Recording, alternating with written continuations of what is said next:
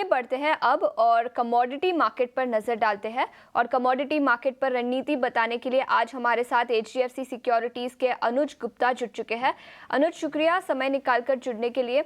सबसे पहले Brent crude पर ही अपनी राय दीजिए। अक्टूबर में अब तक करीब 8% की तेजी दिखी है। ट्रेडिंग के लिहाज से यहाँ पर क्या राय बनेगी? Good morning. देखिए, क्रूड में एक बाउंस बैक आता हुआ दिखाई दिया है। यूएस में जो स्ट्रॉम आया है और जो मिडिल ईस्ट टेंशन है उससे काफी हद तक सपोर्ट मिला है। हमें लगता है कि ट्रेंड यहाँ पे पॉजिटिव रह सकता है, तो इंट्राडे के लिए खरीदारी की सलाह रहेगी। करीबन 6300 में एमसीएक्स में खरीदारी करें। स्टॉप लॉस 6200 का लगाएं। टारगेट 6450 तक देखा जा सकता है। तो हमें लगता है कि क्रूड में इंट्राडे में एक बाउंस बैक आ सकता है, तो बाय ऑन डिप्स की स्ट्रेटेजी यूज कर सकते हैं। ऑन डिप्स की स्ट्रैटेजी क्रूड पर, लेकिन इसके अलावा बेस मेटल्स पर आपकी क्या राय रहेगी? Copper, aluminium, zinc, lead. देखिए, कल हमने बेस मेटल में भी एक रिकवरी आते हुए देखी थी। लोअर लेवल से रिकवरी हुई थी। हमें लगता है कि आज भी एक बाउंस बैक का डे रह सकता है। कल यूएस के जो इन्फ्लेशन के नंबर आए थे वो भी थोड़े पॉजिटिव आए थे, तो उससे भी मार्केट को सपोर्ट मिल सकता है।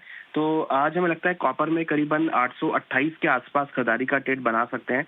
822 का स्टॉप लॉस लगाएं। टारगेट 840 तक देखने को मिल सकता है।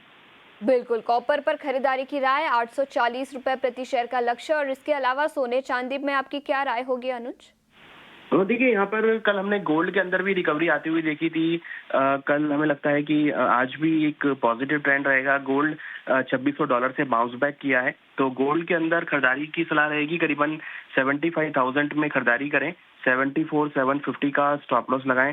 टारगेट 75,400 देखने को मिल सकता है। इंटरनेशनल मार्केट में लग रहा है कि अगेन $2630 तक के आसपास के लेवल आ सकते हैं, तो गोल्ड के अंदर भी खरीदारी का ट्रेड बना के चल सकते हैं। बिल्कुल, तो सोने पर भी खरीदारी की राय है। अनुज, बहुत बहुत शुक्रिया समय निकालकर ईटी नाउ स्वदेश के साथ जुड़ने के लिए और कमोडिटी मार्केट पर अपनी रणनीति बताने के लिए। लेकिन आगे बढ़ते हैं अब और ब्रोकरेज रिपोर्ट से क्या निकल कर आ रहा है उस पर फोकस करेंगे। और सबसे पहले टीसीएस पर फोकस करेंगे। याद रखें, कल नतीजे आए थे। सबसे पहले सिटी का रिपोर्ट आया है, जहां उन्होंने बिकवाली की राय बरकरार रखी है। टारगेट प्राइस घटाकर 3,935 रुपए प्रति शेयर का अब लक्ष्य रखा है। उनका मानना है कि दूसरी तिमाही के नतीजे काफी कमजोर थे। डाउनग्रेड्स भी दिखाई दे सकते हैं पूरे इंडस्ट्री में। और उनका मानना है कि इन्फोसिस पर उनका नजरिया टीसीएस से कंपेयर करें तो पॉजिटिव है।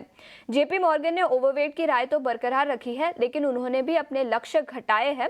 5,100 रुपए प्रति शेयर का लक्ष्य अब उन्होंने टीसीएस पर दिया है। उनका मानना है कि रेवेन्यूज में क्वार्टर ऑन क्वार्टर बेसिस पर देखें तो गिरावट दिखी है।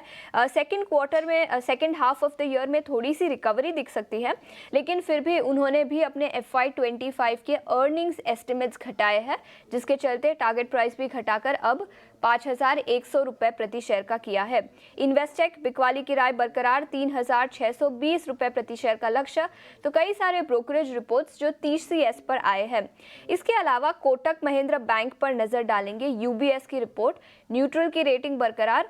टारगेट प्राइस बढ़ाकर 1950 रुपए प्रति शेयर का उन्होंने कोटक महिंद्रा बैंक पर किया है। याद रखें, कोटक महिंद्रा बैंक में कल 4% की तेजी दिखी थी और इंडेक्स लेवल पर टॉप गेनर भी था। कोटक महिंद्रा बैंक पर उनका मानना है कि कई सारे हेडविंड्स हैं, जिसके चलते नेट इंटरेस्ट मार्जिन्स इंप्रूव हो सकते हैं। और इसी के साथ कोर बिजनेस भी अच्छा परफॉर्म कर रहा है, जिसके चलते स्टॉक में री रेटिंग हो सकती है।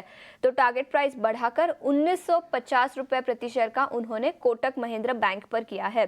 इसके अलावा इंडस टावर्स पर सिटी की रिपोर्ट है। खरीदारी की राय 500 रुपए प्रति शेयर का लक्ष्य।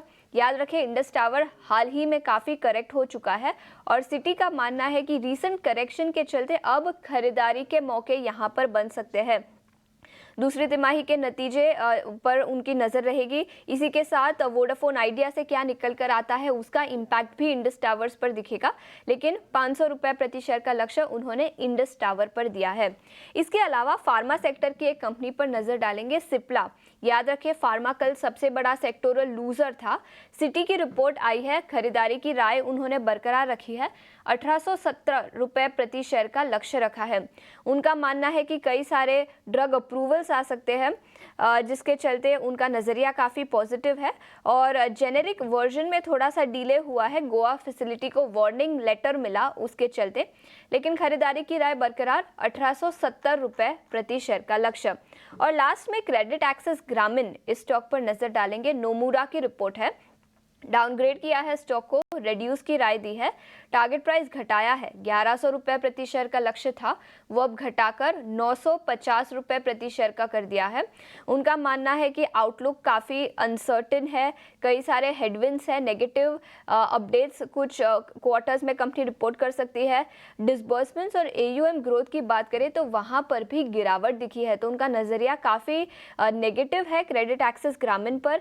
रेड्यूस की रेटिंग दी है और 950 रुपये प्रति शेयर का रिवाइज्ड लक्ष्य दिया है। तो इस रिपोर्ट के चलते क्रेडिट एक्सेस ग्रामीण पर भी अपनी नजर रखें।